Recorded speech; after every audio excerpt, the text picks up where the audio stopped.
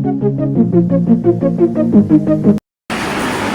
Case में airway management की बात कर रहा हूँ, साथ साथ उसको भी कवर कर रहा हूँ। ट्रॉमा केस में हर एक पेशेंट को हम कंसिडर करते हैं क्या, as a suspected spinal injury.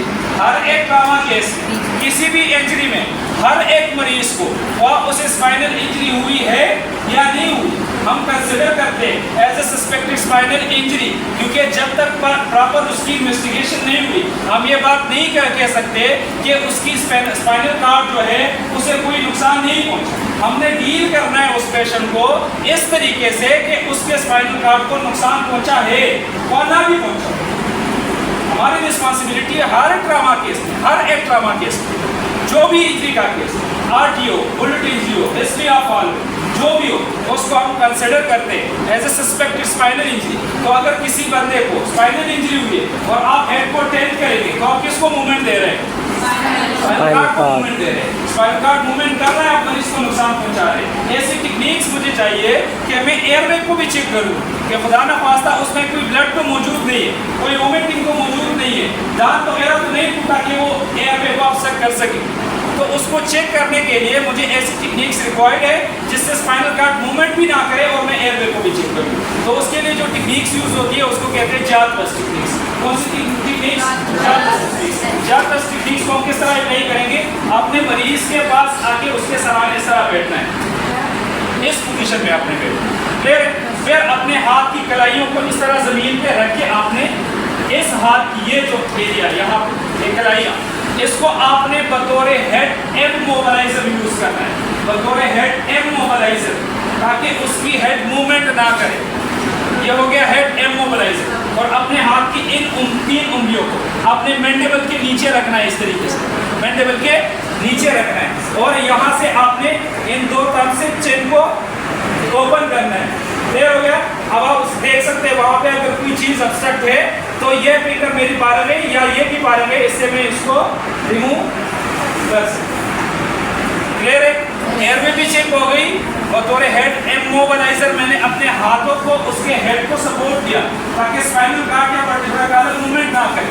अगर वहाँ पे कोई नुकसान या डैमेज हो तो मैं मजीद नुकसान मरीज को ना पहुँचाऊँ, क्योंकि फर्स्ट एडर की खुसूसियात ये है कि उसने नुकसान को बढ़ाना नहीं है, उसने मरीज को सेव द लाइफ, जिंदगी को बचाना है, प्रोटेक्ट फ्रॉम फर्दर डैमेज, मरीज को मजीद नुकसान से बचाना है, एंड क्विक रिकवरी, और मरीज को क्विक रिकवरी की तरफ लेके जाना है। ये रिस्पॉन्सिबिलिटी है फर्स्ट एड। क्लियर है? तो मैं रिस्पॉन्सिबिलिटी को अप्लाई करते हुए मरीज के स्पाइनल कॉर्ड को डैमेज होने से बचाने के लिए जात-बस की टेक्निक्स को अप्लाई करूँ। क्लियर हो गया? Yes sir. अब यहाँ पे मैंने कौन सी टेक्निक्स अप्लाई करनी है एयर पे क्वेश्चन करने के लिए? Head tilt head tilt change. अब एयरवे क्लियर है, एयरवे क्लियर है, तो एयरवे के बाद कौन सा वर्ड आता है? बी का। बी का मतलब है ब्रीथिंग। अब मैंने मरीज को क्या देनी है?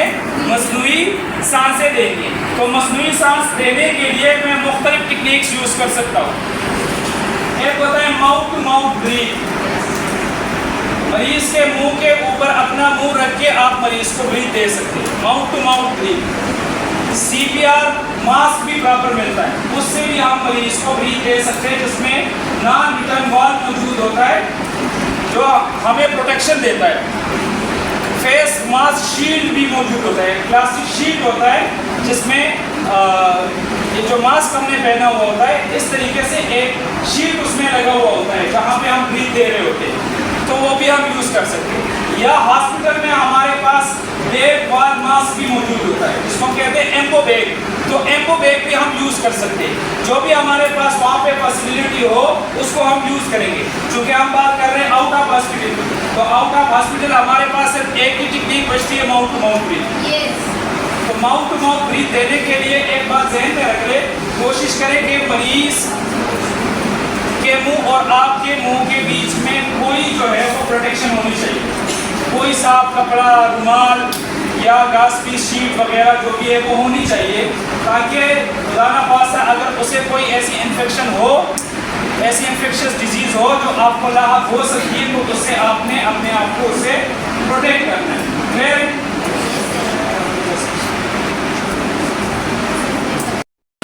मरीज को ब्रीथ दे रहा हूँ, क्या दे रहा हूँ? ब्रीथ। तो ये हेड टच एंड लेफ्ट की टेक्निक से अप्लाई होगी।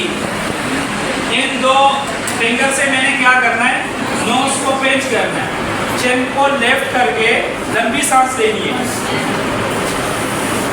पूरी ब्रीथ मरीज को आपने डिलीवर करनी है। एक ब्रीथ डिलीवर करने के बाद 1 से लेकर 2 सेकंड का ऊपर दोबारा दूसरी ब्रीथ आप ले लीजिए। तो सीपीआर के एक साइकिल में टोटल 30 मरतबा छाती को दबाने के बाद मरीज को 2 मसनूई सांसें दी जाती है। कितनी मसनूई सांसें दी जाती है? 2 मसनूई सांसें। तो ये रेशो हो गया 30:2 का। अब एक साइकिल कंप्लीट हो गया।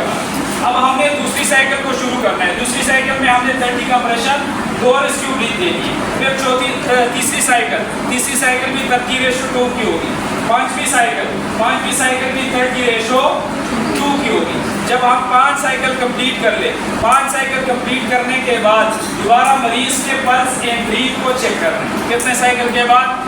5 साइकिल के बाद दोबारा मरीज के पल्स एंड ब्रीथ को चेक करना है। अब अगर आप वहाँ पे एक रेस्क्यूअर मौजूद है, एक बंदा वहाँ पे मौजूद है, दूसरा के पास वहाँ पे कोई भी हेल्पर नहीं है, तो शाउट फॉर हेल्प आपने 5 कंप्रेशन 5 साइकिल कंप्लीट करने के बाद तब आपने शाउट फॉर हेल्प की तरफ जाना है। जब आप 5 साइकिल कंप्लीट कर ले, 5 साइकिल के बाद अपने जेब से मोबाइल निकाल के उसको ओपन स्पीकर पे रख के इमरजेंसी सर्विसेज से भी आपने बात करनी है, और वहाँ पे आपने सीपीआर या कंप्रेशन के अमल को भी जारी रखना है। जहन में ये बात रख ले कि अगर सीपीआर के टेक्निक्स में अप्लाई करते हुए आपने 10 सेकंड से ज़्यादा गैप लेके आए उसमें, 10 सेकंड से ज़्यादा गैप लेके आए उसमें, तो पिछले आपने जितनी भी टेक्निक्स अप्लाई की वो तमाम के तमाम ज़ाया हो। तो ये एक नॉन स्टॉप अमल है, नॉन स्टॉप अमल है। अब सवाल ये पैदा होता है कि मैंने सीपीआर को कब तक जारी रखना है? तो सीपीआर कर रहा हूँ, 5 साइकिल कंप्लीट कर ली, 5 साइकिल के बाद दोबारा 500 ब्रीथ को चेक किया, 500 ब्रीथ मौजूद नहीं है, दोबारा 5 साइकिल मैंने शुरू की, तो ये कब तक मैं जारी रखूँगा? तो उस वक्त तक जब तक आप मरीज को हॉस्पिटलाइज ना करें, उस वक्त तक जब तक मरीज जो है वो रिकवर ना हो जाए, उस वक्त तक जब तक एम्बुलेंस वहाँ पे ना पहुँचे, उस वक्त तक जब तक आप इतना ना तक जाए कि आप कहे बस बाकी में कंप्रेशन नहीं कर सकते, या मैं सीपीआर का अमल जो है वो अप्लाई नहीं कर सकता। उमूमन सीपीआर जब भी आप करेंगे, जहाँ पे भी आप मौजूद हो, वार्ड में मौजूद हो या जहाँ पे भी हो, ज़हन में रख ले सीपीआर का अमल बड़ी सिस्टम में करें हमेशा, बड़ी सिस्टम में। एक बंदा ब्रीथ देगा, दूसरा बंदा कंप्रेशन देगा। 5 साइकिल के बाद 10 सेकंड के अंदर अंदर आपने रोटेट करना है,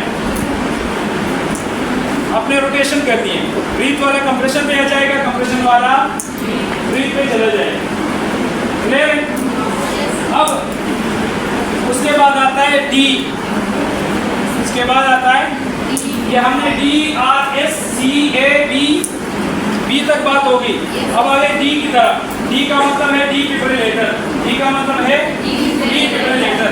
देखिए, इंसान की जब मौत वाक़या हो जाती है, जब क्लिनिकल डेथ वाक़या हो जाती है, तो क्लिनिकल डेथ में दिल की धड़कन जो है वो मुकम्मल नहीं होती, दिल की धड़कन जो है वो मुकम्मल नहीं होती, सिर्फ उसकी कंट्रैक्शन और रिलैक्सेशन जो सिस्टोलिक और डिस्टोलिक वो रुक जाती है, लेकिन फिर भी दिल मूवमेंट करता है, हरकत करता है, और उस हरकत को हम क्या कहते हैं? फिब्रिलेशन कहते हैं। क्या कहते हैं? फिब्रिलेशन कहते हैं। ये इस तरह हरकत करता है, इसको कहते हैं फिब्रिलेशन। अब ये टेक्निक्स हम जितनी अप्लाई कर रहे हैं, जितनी टेक्निक्स अप्लाई कर रहे हैं, इसका मकसद क्या है? मेन मकसद हमारा क्या है? ब्लड सप्लाई करते हैं, ऑक्सीजन सप्लाई, ब्लड को सप्लाई हो रहा है। मकसद क्या है? सेहत में हमने क्या आइडिया बनाया हुआ है कि ये हो रहा है और इस चीज के होने का इंतजार है, तभी ये इंसान बच जाएगा।